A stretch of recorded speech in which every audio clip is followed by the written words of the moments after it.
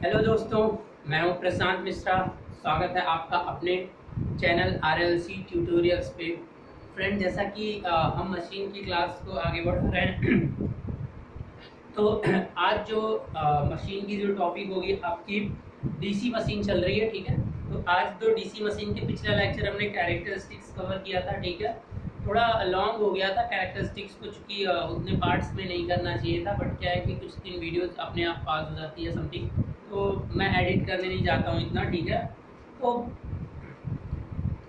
इसलिए वो 3 पार्ट्स में हो गया था आपका डीसी मशीन यानी डीसी जनरेटर की कैरेक्टरिस्टिक्स। अब हम बात करने वाले हैं यहाँ पे डीसी मशीन मैंने लिखा है, इट मीन्स आज का जो टॉपिक है ये डीसी जनरेटर और डीसी मोटर दोनों में क्या है, कॉमन है।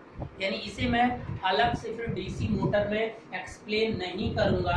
ये थोड़ी छोटी सी बात आप समझ जाना, ठीक है, क्योंकि मैं बार बार एक ही चीज़ को एक्सप्लेन करने की कोशिश नहीं करूँगा, ठीक है। तो इसीलिए चलिए, तो आज power flow and losses in DC machine, it means किस तरीके से पावर फ्लो होती है डीसी मशीन में, अगर वो मोटर हो तो, अगर वो जनरेटर हो तो। जनरेटर क्या काम करता है, मोटर क्या काम करता है, आई थिंक ये सारी की सारी चीज़ें आपको पता होंगी, ठीक है। तो अगर दोनों चीज़ें आपको पता हैं तो आपको क्या करना है, ध्यान से सुनिएगा। जस्ट देखिए,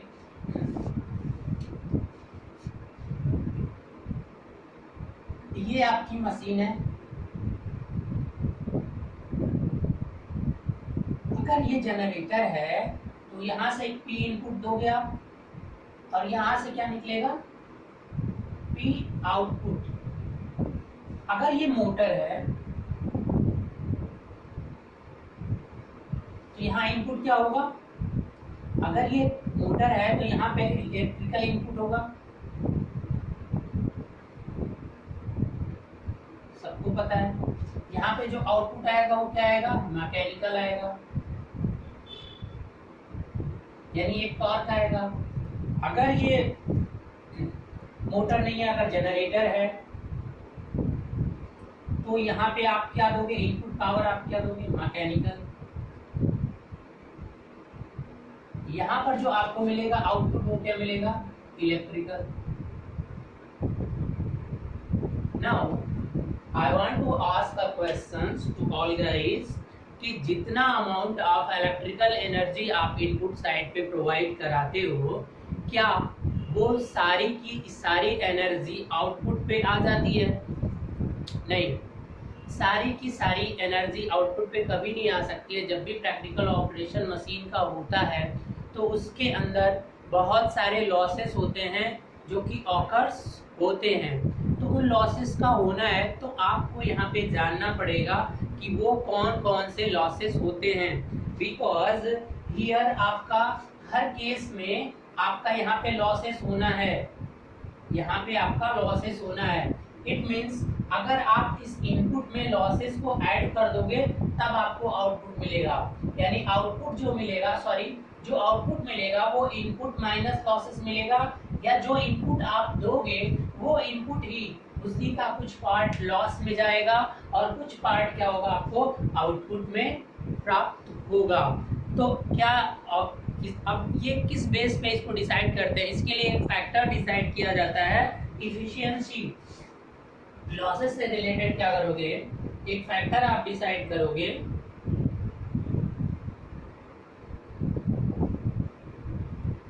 इफिशियंसी। देखो स्पेलिंग्स कभी कभी मिस्टेक्स हो जाती हैं मुझसे, ठीक है, तो स्पेलिंग का जरा आप ध्यान देना, ठीक है। ये छोटे छोटे इश्यूज, क्योंकि शुरू से हम लोग हिंदी मीडियम में ही पढ़े हैं, तो आगे जाके जो प्रोनाउंसिएशन और इंग्लिश ये थोड़ी थोड़ी कहीं पे प्रॉब्लम हो जाती है, ठीक है। तो क्योंकि बेसिक से जो भी आप एजुकेशन लेते हैं वहाँ पे जो भी टोन्स होते हैं या जो वो आपको किसी न किसी तरीके से बाद में अफेक्टेड करते ही हैं। तो आप ये चीज़ें समझ जाइए, इन सब चीज़ों पे आप इतना एफर्ट नहीं, आप नॉलेज पे ध्यान दीजिएगा। एफिशिएंसी का मतलब क्या हुआ कि आप एक एफिशिएंसी फैक्टर बनाया गया कि किस तरीके से हम पता करेंगे कि हमारी आउटपुट एनर्जी इलेक्ट्रिकल जो है आउटपुट एनर्जी और इनपुट एनर्जी के बीच में क्या रिलेशन होगा। अगर वो रिलेशन आपको समझना है तो इसके लिए हमने क्या कर दिया, एक फैक्टर बना दिया, इट मीन्स द एफिशिएंसी। अगर ये एफिशिएंसी अब वो भी परसेंटेज में, इट मीन्स अगर हम कह दें कि कोई जनरेटर है आपके पास, कोई मोटर है, उसकी इफिशियंसी आपकी 80% है, तो इसका मतलब उसमें 20% आपके क्या हो रहे हैं, लॉसेस हो रहे हैं। यानी उस मशीन में आपके लॉसेस 20% हो रहे हैं। ठीक है, तो अगर इतने लॉसेस होते जा रहे हैं, ठीक है, लॉसेस अगर इंक्रीमेंट हो रहे हैं, ठीक है, तो आप क्या करेंगे बताइए। लॉसेस जो भी हैं आपकी मशीन में अगर वो इंक्रीज होते जा रहे हैं तो आपकी इफिशियंसी क्या होती जाएगी, मशीन की घटती जाएगी। यानी इफिशियंसी घटने का मतलब ये है कि आप जो आउटपुट वर्क डन करा रहे हो वो टोटल का टोटल आपको वर्क डन नहीं मिलेगा, मतलब कम होता जाएगा, क्योंकि लॉसेस का अमाउंट, लॉसेस हमारे लिए बेनिफिशियल नहीं है। इसीलिए जब किसी भी मशीन की आप मैन्युफैक्चरिंग प्रोसेस करते हो तो उस समय आपको ये देखना पड़ता है। मटेरियल का सिलेक्शन भी हमने पीछे किया था, तो मैंने बताया था कि इस मटेरियल का सिलेक्शन करते समय कुछ लॉसेस, वहां हमने 2 लॉसेस का जिक्र किया भी था पिछले क्लासेस में, eddy current losses and hysteresis losses. तो जब भी आप किसी मशीन का मैन्युफैक्चरिंग करने जा रहे हो तो ये लॉसेस बहुत ही इंपॉर्टेंट रोल प्ले करते हैं। और ये लॉसेस होते क्या हैं, 2 तो आप समझ चुके हो, लेकिन और भी लॉसेस होते हैं जो कि आपको समझना है। तो जब इस लॉसेस को समझने की आप कोशिश करते हो तो जरा एक बार माइंड में close your eyes and just visualise the structure of the machine, जो हमने पार्ट्स बताया था। ठीक है, क्योंकि अगर उन पार्ट्स के बारे में आपको डिटेल से पता है कि कौन सा एलिमेंट कहाँ पे लग रहा था, किस तरह से मैन्युफैक्चरिंग हो रही थी डीसी मशीन की, तो आप इजीली ये चीजें समझ जाओगे कि कहाँ कहाँ लॉसेस हो सकती हैं। तो सबसे पहले लॉसेस को समझने से पहले इस फैक्टर को समझ लेते हैं कि इफिशियंसी क्या होती है। इफिशियंसी एक फैक्टर है कि कितना आउटपुट पे आपको पावर या एनर्जी मिल रही है, यानी आउटपुट पे जो भी क्वांटिटी, जो भी फिजिकल क्वांटिटी को ले लीजिए, आउटपुट डिवाइडेड बाय इनपुट। तो अगर एनर्जी की बात करो तो आउटपुट पे जो एनर्जी आपको मिलेगी और जो इनपुट पे आप दे रहे हो, इन दोनों का रेशियो ही होगा आपका efficiency. It means the output by input. अब मेन फार्मूला तो ये होता है, इफिशियंसी को मैं इस तरह से डिनोट कर दे रहा हूं, it means the output divided by input. Now यहां तक तो हो गया। अब एक बात जरा यहाँ पे देखिए कि जो आप इनपुट दोगे, जो एनर्जी, वही एनर्जी तो किसमें कन्वर्ट होगी, कुछ एनर्जी लॉस में और बाकी बदलेगी। तो यहां से आप पी इनपुट को लिख सकते हो is equal to P output plus losses, P out plus losses. अब अगर पी आउट को यहां से लिखना चाहते हो तो इसको इधर सेंड कर दो, ट्रांसफर कर दो इसको इधर, तो क्या हो जाएगा, P out is equal to P input minus losses. ठीक है, तो आप पी इनपुट इन दोनों में से इस कहीं पे भी आप पुट कर सकते हो, यानी इसी फार्मूला को अगर आप चाहो तो पी आउटपुट को आउटपुट के टर्म में अगर लिखना चाहते हो, ठीक है, तो आप बेसिकली अब यहाँ पे मोटर और जनरेटर के केस में आप देखोगे कि जब भी जनरेटर का केस या मोटर की रहती है तो उसकी आउटपुट पावर दी रहती है कि इतने हार्स पावर का है वो। ठीक है, और जब मशीन जनरेटर की बात होती है तो मैक्सिमम आपको इलेक्ट्रिकल इनपुट पावर प्रोवाइड रहता है। जब भी आप मशीन की इतने केवी, किलोवाट, ये सब बातें होती हैं तो वो क्या होता है, अगर जनरेटर है तो वो आपके आउटपुट की बात हो रही है। ठीक है, तो जनरेटर में जो आउटपुट आपका है, यानी और उस केस में भी यानी कितना आउटपुट ये दे सकता है। ठीक है, और मोटर के केस में भी हार्स पावर पे वहां पे डिनोट किया जाता है रेटिंग। तो आपको ये देखना है किसी भी मशीन में ये जो फार्मूला एफिशिएंसी का ये सेम है, output by input, if you are using as the DC machine, synchronous machine, induction machine, otherwise you are also using the transformer. The formula for the efficiency are same for the each devices. So what you will do, just change in this formula according to this one.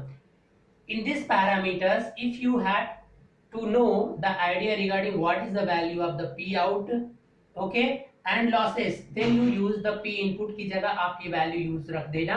और अगर आपको input पता है तो आप output को इस फार्मूले से, यानी output is equal to P input minus losses, इस मीन्स इस फार्मूले को यहाँ से दो पार्ट में आप डिवाइड कर सकते हो और जैसी जहां भी रिक्वायरमेंट होगी उसके अकॉर्डिंग। तो मैक्सिमम जो यूजफुल फार्मूला आता है, आप आउटपुट को ऐसे रखते हैं, आउटपुट और इनपुट को चेंज कर देते हैं।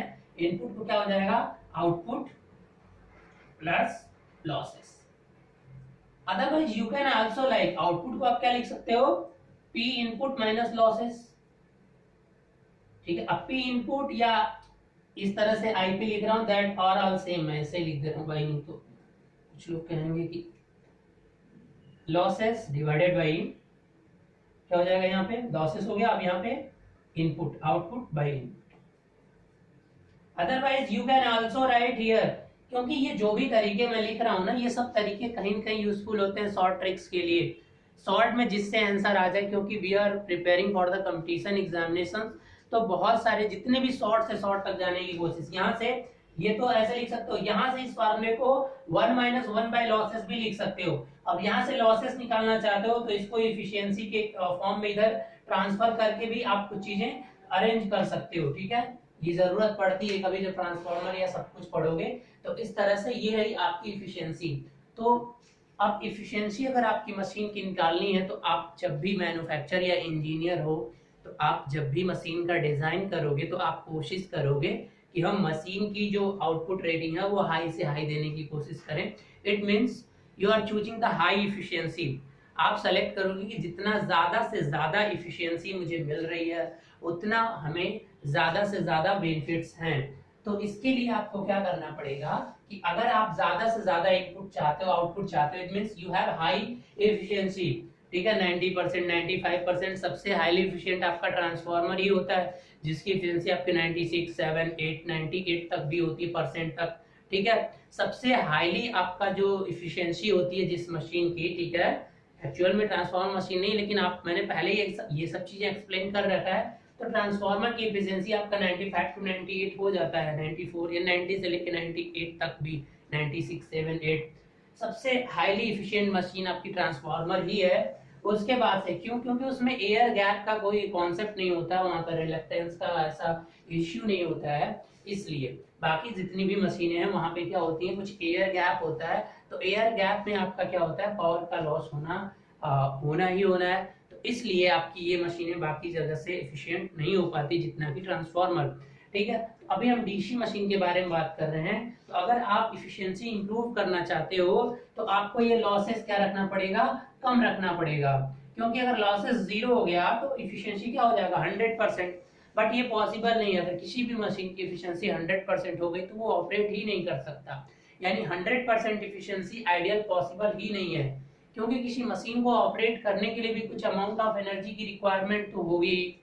ठीक है, यानी टोटल वेस्ट, यानी वेस्ट का जो कुछ पार्ट है वो भी उसके लिए यूजफुल है, ये आप याद रखना। 100% efficiency not possible for any practical machine, हो नहीं सकता ये 100% इफिशियंसी, मतलब जितना इनपुट आप दे रहे हो टोटल आउटपुट में बदल ही नहीं सकता। ठीक है, तो ये पॉसिबिलिटीज तो नहीं है, लेकिन इसे कम रखने की कोशिश की जाती है, जितना इसे कम करेंगे हमें उतना ही फायदा होगा।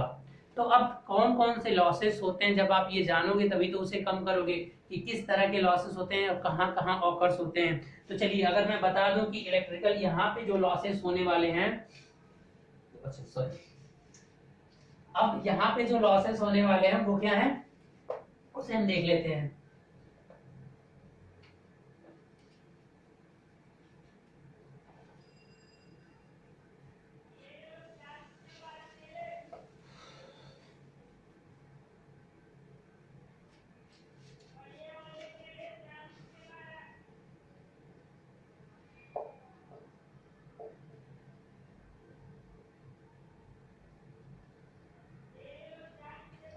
चलिए पहले हम सारे लॉसेस को देख लेते हैं।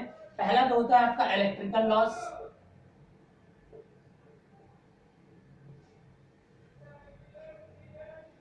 और I²R लॉस। I²R लॉसेस का मतलब ये लॉसेस कहाँ हो सकती है, देखिए जरा सा इसे याद करने की कोशिश करिएगा। कंस्ट्रक्शन पे जाइए, आर्मेचर कंडक्टर्स होते हैं, तो आर्मेचर कंडक्टर्स और आपका ये लॉसेस कहाँ कहाँ हो सकते हैं, इसके बारे में अगर हम बात करें तो ये लॉसेस आर्मेचर कंडक्टर्स में होंगे, और कहाँ हो सकते हैं?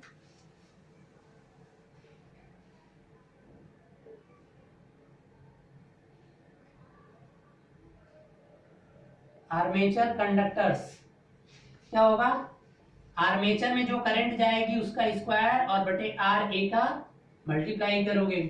अब संट कंडक्टर्स, संट और सीरीज यानी जिस भी लगाओ, मतलब मैं कह सकता हूं कि फील्ड कंडक्टर, फील्ड कंडक्टर्स, तो इसमें क्या होगा? आई फील्ड का स्क्वायर और डिवाइडेड बाई आर फील्ड। अब ये फील्ड चाहे सीरीज में हो, चाहे शंट में हो, चाहे कंपाउंड हो, कोई सा भी हो, तो वहां पे उसके अकॉर्डिंग आप देख लेना, क्योंकि वहां पे भी एक कॉइल है और जब उसमें करंट फ्लो होगी तो वहां पे थोड़ा सा कुछ ना कुछ क्या होना है कि आपका आई स्क्वायर आर लॉसेस हैपनिंग होनी है। क्योंकि यहाँ पर ये अमाउंट ज्यादा हुआ क्योंकि आर्मेचर करंट आपका क्या होती है, बहुत ज्यादा होती है, बट जो आर्मेचर रेजिस्टेंस होता है वो आपका पॉइंट समथिंग 2-3 इस तरह से होता है, तो इसलिए ये भी लॉसेस आपका ज्यादा नहीं जाता है। इसीलिए अगर आप इस लॉसेस को चाहते हो कि बहुत कम रखें तो आपको रेजिस्टेंस की वैल्यू कम रखनी पड़ेगी, इसके और इसके। तो यहाँ पे भी तो पॉसिबिलिटीज नहीं है ना रेजिस्टेंस की वैल्यू, क्योंकि शंट अगर लगा रहे हो तो वहां पे रेजिस्टेंस हाई रखना ही है। तो अब आई स्क्वायर आर लॉसेस है, तो अब शंट में करंट कम जाती है, इसलिए ये लॉसेस भी अपने लिमिट में मेंटेन हो जाता है। बात आई समझ में? तो अगर इन दोनों लॉसेस को किस तरह से रिड्यूस करोगे, और कहीं कंडक्टर्स लगा होता है, फील्ड पे कंडक्टर लगा होता है, कॉइल लपेटी गई होती है और आर्मेचर पे लपेटी गई होती है, इन्हीं दोनों में करंट को फ्लो होना है। तो ये जो आई स्क्वायर आर लॉसेस होता है इसे इलेक्ट्रिकल लॉसेस भी कहते हैं, या ये वेरिएबल लॉस होता है, ठीक है। तो अब ये लॉसेस किस तरह से ऑकर्ड हुआ मशीन में आपको समझ में आ गया। आई स्क्वायर आर लॉसेस के बारे में आपको पहले से भी पता होगा, हर मशीन में ये ऑकर होता है। तो इसलिए अब ये पुनः है, अगर इसे रिड्यूस करना है तो आपको या तो करंट कम करनी है या तो रेजिस्टेंस। करंट अब आर्मेचर करंट कम नहीं कर सकती क्योंकि उसी के लिए हम सारा मशीन की डिजाइन कर रहे हैं। फील्ड रेजिस्टेंस एक स्पेसिफिक अमाउंट में रख सकते हैं ताकि हमें रिक्वायर्ड जो अमाउंट है एमएमएफ का वो मिल जाए, बस फ्लक्स को जनरेट करने के लिए।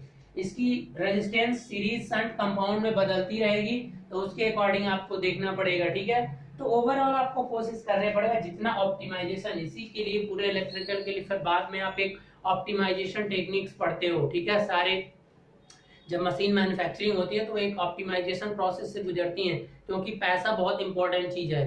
तो इसलिए अगर कोई ऑप्टिमाइजेशन करके अगर हम उसके कंस्ट्रक्शन या कहीं पे भी कुछ लोअर कर सकते हैं इकोनॉमिक्स को, तो ये सबसे बेस्ट होता है। इसीलिए रिलायबिलिटी और ऑप्टिमाइजेशन दो चीजें बहुत इंपॉर्टेंट है प्रेजेंट टाइम में, ठीक है।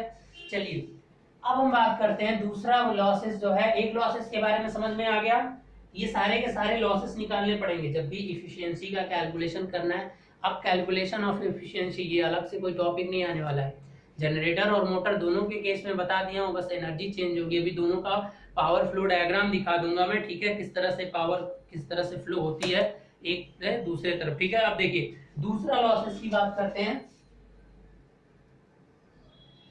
Brush losses.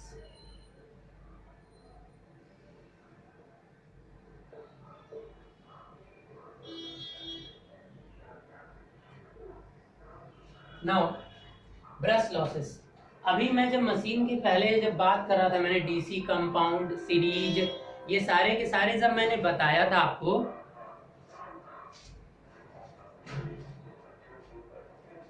तो वहां पे एक चीज मैंने बताया था कि या तो आपकी जो बाइंडिंग है वो वेव बाइंडिंग या लैप बाइंडिंग हो सकती है, उसके अकॉर्डिंग आप सेलेक्ट करोगे कि आपको कितने ब्रशेस की रिक्वायरमेंट होगी करंट को कलेक्ट करने के लिए, ठीक है। तो जो ये ब्रशेस हैं तो वो कहाँ पे कम्यूटेटर पे कुछ अरेंजमेंट के थ्रू होते हैं, तो उनके थ्रू कुछ थोड़ी अमाउंट ऑफ वोल्टेज क्या होता है ड्रॉप होता है, जिसे मैंने बोला था ब्रश कॉन्टेक्ट ड्रॉप। तो अगर पावर ब्रश ड्रॉप का पावर निकालना चाहते हो, यानी the brush drop losses power अगर चाहिए, तो आपका जो करंट है आर्मेचर में उससे मल्टीप्लाई कर दीजिए। यानी अगर देखिए ये बीडी लिख दे रहा हूं, पावर ब्रश ड्रॉप, तो इज इक्वल टू क्या होगा, वी ब्रश ड्रॉप जो, और ये मैक्सिमम अगर नहीं दिया है तो आप इसे 2 वोल्ट एज्यूम करके चलोगे। अगर कहीं नहीं दिया है तो किसी भी मशीन में जो ब्रश कांटेक्ट ड्रॉप है, ये V का मतलब voltage drop across brushes, brushes ideally कुछ अमाउंट ऑफ वहां पे ड्रॉप होता है प्रैक्टिकली। अगर नहीं दिया हुआ है तो आप एज्यूम कर सकते हो कि ये 2 वोल्ट मान के चला जाता है कि in VD in specified assumed that VD is equal to, specified में VD एज्यूम कर सकते हो आपकी VD कितना हो सकता है 2 वोल्ट। नहीं दिया उसके बाद इसमें किससे मल्टीप्लाई करोगे, जो आर्मेचर में करंट जा रही है तो आपको पावर ड्रॉप मिल जाएगा। यानी पावर ड्रॉप का मतलब लॉसेस हो गए कि ब्रश कांटेक्ट के थ्रू कितने लॉसेस हो रहे हैं, कितने जूल या कितने, सॉरी नॉट जूल, कितना वाट पावर यहाँ पे वेस्ट हो रही है, वो डिपेंड करेगी कि ब्रश कांटेक्ट ड्रॉप कितना है। अगर नहीं है तो जनरली स्पेसिफाइड में आप VBD को 2 वोल्ट ले लीजिए और उसमें जितनी भी आर्मेचर करंट फ्लो हो रही है उससे क्या कर दीजिए, मल्टीप्लाई कर दीजिए। So this is the second type of your losses. तो अब इसे अगर स्क्रीनशॉट लेना है तो ले लीजिए, या तो जैसा भी करना है आप कर लीजिए, ठीक है। चलिए अब हम चलते हैं अगला तीसरे लॉसेस की तरफ, वो है आपका कोर लॉस। तो इसके बारे में मुझे यहाँ पे बताना नहीं है क्योंकि इसे पहले ही मैं बहुत ज्यादा एक्सप्लेन कर चुका हूं, ठीक है, कोर लॉसेस, ठीक है। तो अब आ जाइए आपका कोर लॉसेस।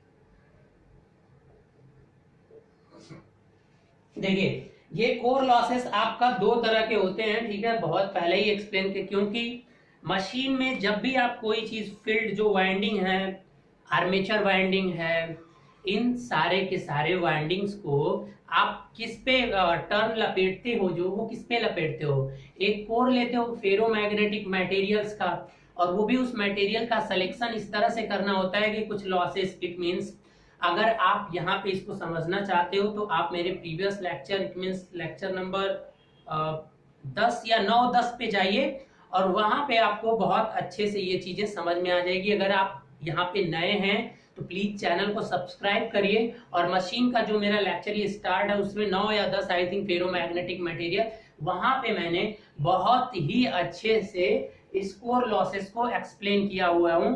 तो इसलिए मैं यहाँ पे एक्सप्लेन नहीं करूंगा कि ये लॉसेस होती क्या है और इसे किस तरीके से आप रिड्यूस कर सकते हो। तो प्लीज जो लोग नए हैं, please refer to my lecture number 9 and 10, okay, because if I am doing again things here, that's totally waste of time। ये ऑलरेडी ये YouTube पे पड़ा हुआ है, तो फिर यहाँ पे अगर मैं कुछ कर रहा हूँ तो टोटली वेस्ट ऑफ टाइम है।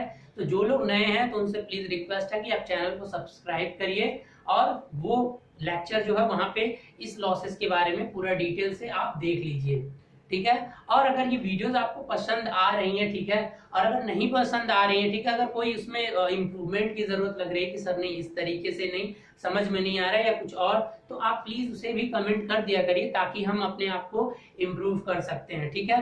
देखिए मेरे पास जितनी है मैं उसे अच्छे से रिप्रेजेंट करने की पूरी कोशिश करता हूँ, फिर भी ऐसा जरूरी नहीं कि सब लोगों को ये चीजें जो सैली होती है वो पूरी की पूरी समझ में आ जाए, बट आई एम ट्राइंग। और इसमें मैं ट्राई तभी कर सकता हूँ जब आपका कुछ फीडबैक आएगा, उसके अकॉर्डिंग मैं अपने आप को इम्प्रूवमेंट कर सकता हूँ। तो प्लीज हेल्प मी, ओके। चलिए अब हम बात करते हैं कि कोर लॉसेस। यहाँ पे थोड़ा सा बता देता हूँ कि ये जो कोर लॉसेस होता है ये एक तो किस में हो जाता है, हिस्टैरिसीस लॉसेस,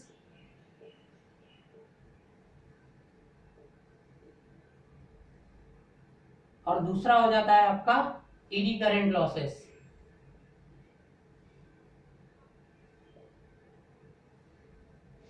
तो ये दोनों के दोनों लॉसेस हैं। इसके लिए आपका कोर मटेरियल जो सेलेक्ट करना होता है, इसे रिड्यूस करने के लिए क्या करते हो, आप आर्मेचर मटेरियल्स को थोड़े छोटे छोटे ठीक प्लेट्स में डिवाइड करते हो और उसके बाद फिर उसे लैमिनेट कर देते हो। इट मींस लैमिनेशन जो करते हो वो आप एडी करंट को रिड्यूस करने के लिए ही करते हो। यहाँ पे मैं फार्मूला एक बार फिर से लिख देता हूँ कि जो हिस्टैरिसीस यानी पीएच होता है वो प्रोपोर्शनल टू किसके होता है, अगर नॉर्मली पीएच जो देखोगे तो किसके होता है, अगर अब इसमें 2 फार्मूला होता है कि V/F नॉर्मली जो मैं लिख रहा हूँ, नॉर्मली फार्मूला कि Bm 1.6 और F के पावर कितना हो जाएगा, यानी टोटल F तो यहाँ पे F ही रहेगा और इनटू क्या हो जाएगा वॉल्यूम, ठीक है। ठीक है, तो इतनी चीजें आपको प्रोपोर्शनल याद रखनी है। और हिस्टैरिसीस ईडी प्रोपोर्शनल होता है bm स्क्वायर और f स्क्वायर और आपका वॉल्यूम इनटू थिकनेस स्क्वायर। ये थिकनेस पे भी डिपेंड करता है, वॉल्यूम पे, दोनों डिपेंड करते हैं और वो भी प्रोपोर्शनल। ये सारा का सारा एक्सप्लेन कर चुका हूँ बहुत डिटेल से, इसलिए मैं कुछ नहीं यहाँ पे करना चाहता। चलिए अब हम चलते हैं, बात करते हैं अपने फोर्थ पे, मैकेनिकल लॉसेस। फोर्थ लॉसेस है आपका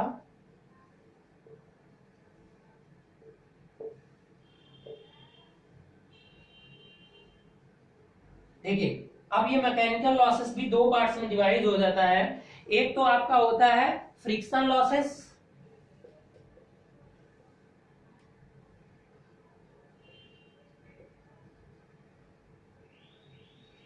और दूसरा होता है विंडेज लॉसेस।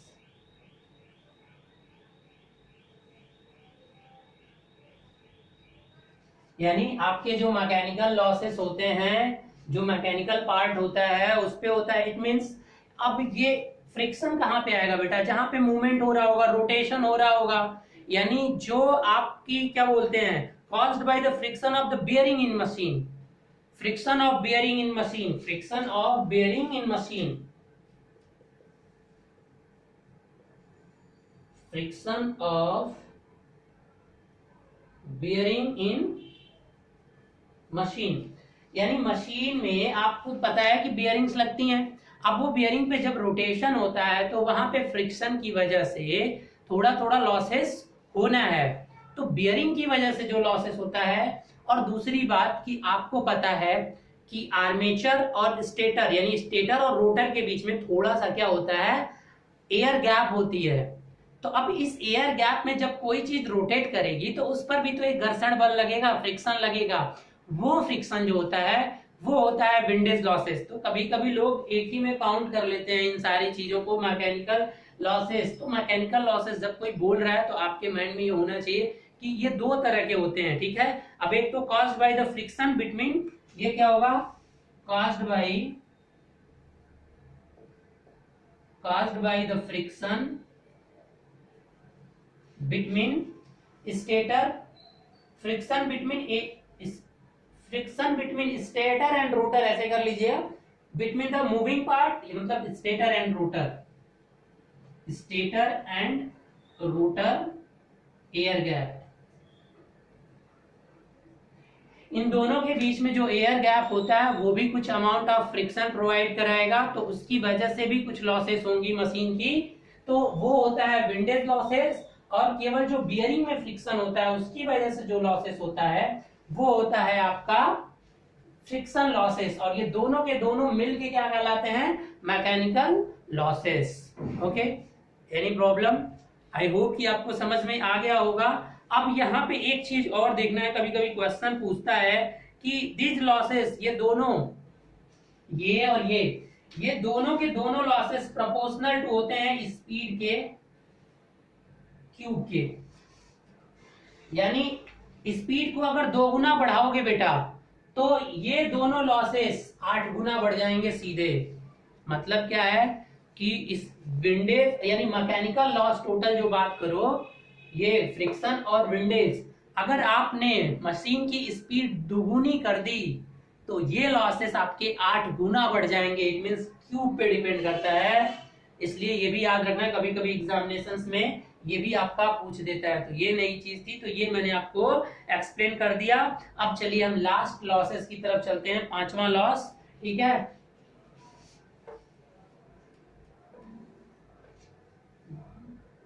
तो भाई आराम से समझते रहो, ठीक है, ज्यादा प्रेशर नहीं लेना है, थोड़ा सा विजुअलाइजेशन करके जो पीछे के लेक्चर्स हैं उनको देखने की कोशिश करते रहो। टोटली रटने पे मत आ जाए करो, माइंड वैसे आपका सेट ही ऐसा है कि वो उसी तरीके से सोचता ही है, लेकिन फिर भी आप ट्राई करो उसे बदलने की, ठीक है।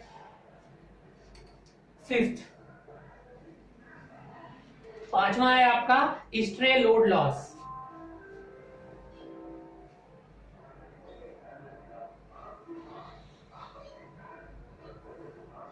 अब ये क्या होता है भाई, देखो ये स्ट्रे लोड लॉसेस का मतलब आप लोडिंग करते जाते हो मशीन की, तो ये जो लॉस है ये आपका एक अननोन लॉस है, ठीक है। ये लॉस जो है, और इसको मिसलेनियस लॉसेस कहते हैं, ठीक है, मिसलेनियस लॉसेस। या इसी का नाम क्या होता है बेटा,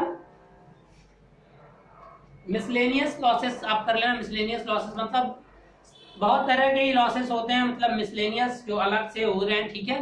तो ये मिसलेनियस लॉसेस भी इसका नाम होता है। तो एक बात यहाँ पर और याद रखिएगा कि ये it can not be placed in one of the previous category, जो भी प्रीवियस कैटेगरीज थी वहां पे प्लेस नहीं हो सकते हैं। तो ये आते कहां से, आप देखिए कितना भी केयरफुल हो जाइए मशीन में, ठीक है, फिर भी कुछ ऐसे रैंडम लॉसेस आने हैं जो कि सोर्सेस इनका अननोन होगा, ठीक है। तो इस तरह से जो वो लॉसेस होते हैं, इट मींस आपके बहुत केयरफुल होने के बाद भी ये लॉसेस क्या होते हैं, आते हैं। सम कुछ लॉसेस होते हैं अननोन सोर्स से, ठीक है।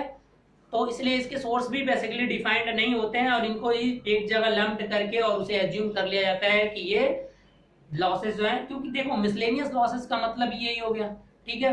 तो अब ये क्या होगा कि ये जो भी होगा फॉर मोस्ट मशीन, इसको फॉर मोस्ट मशीन ये अननोन सोर्सेस से आने हैं।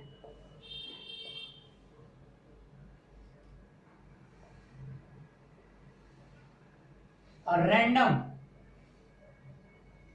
ठीक है, ये सडनली लोडिंग पे आप कितना हो सतर्क हो जाइए, इसका आना तय है और एज्यूम कर लिया जाता है इन मेनी मशीन्स इन, और ये losses previous in many machine, previous किसी में भी ये लॉसेस नहीं होता है। Stray losses, stray load losses का मतलब क्या है कि अननोन सोर्सेस से डिफाइन होगा, बहुत केयरफुल होने के बाद भी मशीन की डिफाइन की जाए तो बहुत ही मिसलेनियस, और जितने भी लॉसेस आते हैं उनको एक जगह कर दिया गया, उसका नाम दे दिया गया स्ट्रे लॉसेस। छोटे छोटे और भी लॉसेस होते हैं, सोर्स का अगर एक्सप्लेनेशन करो तो फिर बाद में बहुत डिटेल से जाएगा, तो इसलिए उनकी वो जो लॉसेस होते हैं इनको पूरा डिटेल से मैं एक्सप्लेन नहीं करूंगा, इसलिए मैंने लिख दिया कि अननोन सोर्सेस। तो जितने भी वो लॉसेस होते हैं वो बहुत छोटे छोटे होते हैं, सबको एक जगह मिला के मिसलेनियस बोल दिया गया क्योंकि वो लॉसेस ज्यादा थे। और ये लॉसेस क्या है कि छोटे छोटे लॉसेस को जितने भी मशीन में बाकी जो भी लॉसेस है उनको एक जगह रख दिया गया, that is known as stray load losses, ठीक है। तो आपको उसके सोर्स पे जाना ही नहीं है, कोई मतलब नहीं है, आप डिटेल से पीएचडी करने नहीं जा रहे हो कि क्या है इनके सोर्सेस, ठीक है। तो अब क्या करना है आपका, इसको समझना क्या है कि मेनी मशीन 1% होता है, 1% मैक्सिमम मशीन में इसे एज्यूम कर लिया जाता है, ठीक है, of full load, 1% of full load. Full load का क्या है कि 1% एज्यूम कर लिया जाता है कि स्ट्रे लॉसेस ऑकर होना है, क्योंकि इसकी डिजाइन कैसे की जाती है, स्पेसिफिक ऐसा कर दिया गया कि आप एज्यूम कर सकते हो लगभग 1%, जैसे 40 किलोवाट 100 किलोवाट का एक मशीन है तो 1 किलोवाट उसका स्ट्रे लॉसेस में जाना ही तय है, यह एज्यूम कर लिया जाता है जब भी मैन्युफैक्चरिंग किया जाता है, ठीक है। चलिए, तो ये रहा आपके डीसी मशीन में जो भी लॉसेस होने वाले हैं वो हो गए आपके। अब हम बात करते हैं जो पावर फ्लो होती है वो किस तरीके से होती है, ठीक है। तो पावर फ्लो पहले आपकी बात कर लीजिए, किसमें देखना चाहते हैं, चलिए मोटर या जनरेटर दोनों का हमें बनाना है, तो पहले आप किसका बना लीजिए, मोटर जनरेटर का ही बना लीजिए। तो अगर जनरेटर के केस में आप देखना चाहते हैं, जरा माइंड में अपने कंस्ट्रक्शन वाला पार्ट देखिए। मोटर में सबसे पहले क्या होता है कि मैं देखो इस तरह से बना रहा हूं, और ये देखो यहां से आपकी कुछ एनर्जी यहाँ पे सबसे पहले आप इनपुट दोगे, इनपुट एक मैकेनिकल पावर होगी, इट मींस वो मैकेनिकल पावर एक टॉर्क अप्लाई करोगे, तो मैं टाउ अप्लाई लिख दे रहा हूं, टाउ अप्लाई, और into P is equal to क्या होता है, टी ओमेगा, जो स्पीड जिस ओमेगा हम से स्पीड से घूम रहा होगा, ये इनपुट यहाँ पे प्रोवाइड की जाएगी। तो ये इनपुट जब यहाँ पे प्रोवाइड होगी तो वो इनपुट कहाँ पे आएगा, सॉफ्ट को घुमाने के लिए। अब सॉफ्ट जब घूमेगा तो सबसे पहला लॉस क्या होगा, स्ट्रे लॉसेस, यानी जनरेटर के केस में सबसे पहला लॉसेस स्टार्ट होगा आपका स्ट्रे लोड लॉसेस। अब क्योंकि इसके सोर्सेस कितने, इसके बाद क्या आएगा, अब वो घूम रहा है, रोटेशन वाला स्टार्ट हो रहा है, तो रोटेशन वाली चीज के लिए फिर क्या आएगा आपका, देखिए अब दूसरा कौन सा आएगा आपका, मैकेनिकल लॉसेस, क्योंकि घूमने वाले पार्ट में रोटेशन की वजह से कुछ लॉस होगा तो वो क्या कहलाता है, मैकेनिकल लॉसेस। अब फिर तीसरा लॉसेस कौन सा हैपनिंग होना है, देखिए इसके बाद घूमने वाले पार्ट्स के बाद से अब करंट जब घूमेगा तो उसके बाद करंट आएगा, तो करंट के आने से पहले भी एक लॉसेस होना है, क्योंकि आप कोर का डिजाइन करोगे सबसे पहले, तो इसके बाद क्या डिजाइन होना है, ये सब कैसे आ रहा है, आप एक पिक्चर माइंड में कंस्ट्रक्शन वाला पार्ट अगर नहीं वीडियो देखे तो पीछे देखिए और उसके थ्रू करिए। तो इसके बाद कौन सा लॉस ऑकर होगा, कोर लॉस। चलो मैं दूसरे से कोर लॉसेस। तो अब कोर लॉसेस के बाद से जब करंट फ्लो होने लगेगी फिर उसके बाद से कौन लॉसेस आएगा। अब इसके बाद आपका कोर लॉसेस के बाद अब पावर क्या हो जाएगी, डिलीवर्ड हो जाएगी। यहाँ पे पावर अब कोर लॉसेस के बाद अब पावर यहाँ चेंज हो जाएगी अब टोटली। अब इलेक्ट्रिकल पावर इधर आ जाएगा, पी कन्वर्जन शुरू। तो जब पी कन्वर्जन के बाद से फिर कौन सा लॉस आएगा लास्ट में, आई स्क्वायर आर लॉसेस, यानी इलेक्ट्रिकल लॉसेस। और इसके बाद जो ये बचा ये आउटपुट मिलेगा पी आउटपुट। पी आउट कितना हो जाएगा, terminal voltage V into I L. समझ में आया, V इंटू आई, ये आउटपुट आपको मिल जाएगा। क्लियर है। चलिए आई होप ये समझ गए होंगे आप कि किस तरह से पावर फ्लो होता है एक डीसी जनरेटर में। तो अब सेम आप इसी का अपोजिट कर दीजिए तो आपको मिल जाएगा मोटर का पावर फ्लो। तो मोटर में क्या होता है कि मोटर में आप इनपुट क्या देते हो, V और I। तो अब यहाँ पे देखिए मैं कुछ चीजें चेंज करने जा रहा हूँ मोटर के लिए। अब मैं बनाने जा रहा हूँ मोटर का पावर फ्लो डायग्राम। अगर ये याद है ना बेटा आपको, पावर फ्लो इन मोटर, अब ये याद है तो आपको फायदा क्या मिलेगा एफिशिएंसी निकालते समय, कि अगर आपको मान लीजिए कि आउटपुट चाहिए, तो आउटपुट अगर चाहिए तो आपको क्या होता है कि इनपुट जो होगा वही तो इन सब में डिवाइड होगा। इनपुट इज इक्वल टू इतना प्लस इतना प्लस इतना प्लस इतना प्लस इतना। अगर आउटपुट के रिलेशन में लिखना है तो आपको इसमें से घटाते जाना है। अगर इधर बढ़ते जाना है, आउटपुट लिखना है तो आपको पी इनपुट माइनस ये माइनस ये माइनस ये माइनस ए। मतलब अगर इधर की तरफ बढ़ना है तो आपको सारी की सारी चीजें ऐड करनी पड़ेंगी, सॉरी माइनस करनी पड़ेगी। इट मींस अगर इसको पहले लिखते हो आउटपुट, पी आउटपुट लिखते हो आप, तो आपको क्या लिखना पड़ेगा, P input minus this one minus this one minus this one minus this one. If you are right, tau p input तो is equal to इतना प्लस इतना प्लस इतना प्लस इतना प्लस ये। आता ही समझ में। तो ये एक ऑर्डर है जिससे आपको पता चलेगा कि कब आपको ऐड करना है और किस चीज में आपको माइनस करना है। अगर आउटपुट चाहिए तो इन लॉसेस को प्लस करना है इनपुट के साथ, और आउटपुट के साथ माइनस करना है, और इनपुट के साथ क्या करना है, प्लस करना है। ठीक है।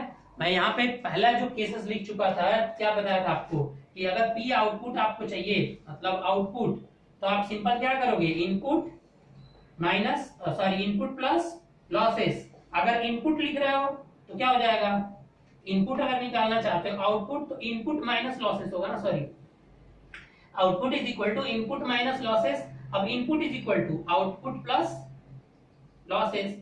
तो इस ऑर्डर में आपको ये ऑर्डर मिल जाएगा कि कब किस में क्या ऐड और सब्सट्रैक्ट करना है, तो आप गलती नहीं करोगे न्यूमेरिकल्स में। बात आई समझ में। अब अगर मोटर का केस हो, देखो बेटा, तो मोटर के केस में ये इनपुट यहाँ नहीं दी जाएगी, यहाँ पे इनपुट क्या दी जाएगी, ये इनपुट होगा आपका P input. Electrical it means V into I, terminal voltage से वोल्टेज और इंटू करंट, वही तो दोगे, डीसी पावर की बात हो रही है। तो अब यहाँ इनपुट दोगे तो सबसे पहले आई स्क्वायर आर लॉसेस ऑकर होगा। ठीक है, यानी सबसे पहले आपका यहाँ कौन सा लॉस आएगा, इलेक्ट्रिकल साइड है तो इलेक्ट्रिकल वाला लॉस पहले आएगा। अब उसके बाद दूसरे टर्म पे क्या आएगा, अब यहां से आपकी पावर फिर टर्न हो गई, पी कन्वर्टेड। मैकेनिकल में शुरू हो गया कन्वर्जन धीरे धीरे। तो अब यहाँ पे कौन सा लॉस पहले आएगा, सॉरी प्रोनाउंसिएशन थोड़ा सा देख लेना, कौन सा लॉस पहले आएगा, जो इसका अपोजिट सेम कर दीजिए ना, अपोजिट कर दीजिए पूरे का पूरा, तो ये वाला यहां आ जाएगा कोर लॉसेस। अब फिर यहाँ पे क्या था, वो यहाँ पे चला जाएगा। कोर लॉसेस के बाद क्या था बेटा, मैकेनिकल लॉसेस।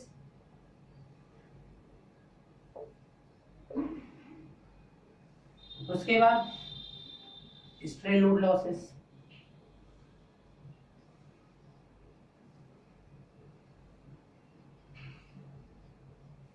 ठीक है। अब फिर आपका पी आउटपुट क्या होगा, torque into omega M, torque induced into omega M. समझ में आया। अब मैकेनिकल पावर उधर मिल गई और इधर से आपने इलेक्ट्रिकल पावर दिया, और बीच में इतनी सारे लॉसेस आकर होते हैं। अब ये लाइन यहाँ पे नहीं होगी क्योंकि कन्वर्जन की प्रोसेस यहीं से शुरू हो जाएगी। These are the power flow diagram for the DC generator and DC motor. तो इस तरह से आप एफिशिएंसी आराम से निकाल सकते हैं, कब प्लस करना है और कब माइनस करना है, ये आपको ये चीज बता देगा। अगर आप आउटपुट लिखना चाहते हो, आउटपुट इज इक्वल टू लिख रहे हो और इनपुट के टर्म में, तो इनपुट और माइनस ये सारे लॉसेस करना पड़ेगा। समझ में आया? जैसे जैसे आगे चल रहा हो तो माइनस करना पड़ेगा, अगर पीछे जा रहे हो तो क्या करना पड़ेगा, ऐड करना पड़ेगा। ये चीजें याद रखना बस आप, ठीक है। एक आध न्यूमेरिकल्स में कराऊंगा जिसमें मैं आपको ये चीजें कर दूंगा। तो गाइस इस तरह से आप मशीन की परफॉर्मेंस चेक कर सकते हो, efficiency, this all type of losses and power flow. I hope कि आपको समझ में आया होगा। अगर आपको समझ में आ रहा है तो प्लीज ज्यादा से ज्यादा आप लाइक करते रहिए, लाइक नहीं करते हैं आप लोग, ठीक है। लाइक भी करिए वीडियोस को और ज्यादा से ज्यादा शेयर भी करते रहिए, ठीक है। और अगर आपको कुछ प्रॉब्लम्स लग रही है जो कि समझ में नहीं आ रहा है, कुछ अगर इम्प्रूवमेंट सजेशन है तो वो भी आप दे सकते हो। अगर आप सजेशन दोगे तभी हम अपने आप को उसके अकॉर्डिंग बिल्डअप कर सकते हैं। Okay guys, thank you.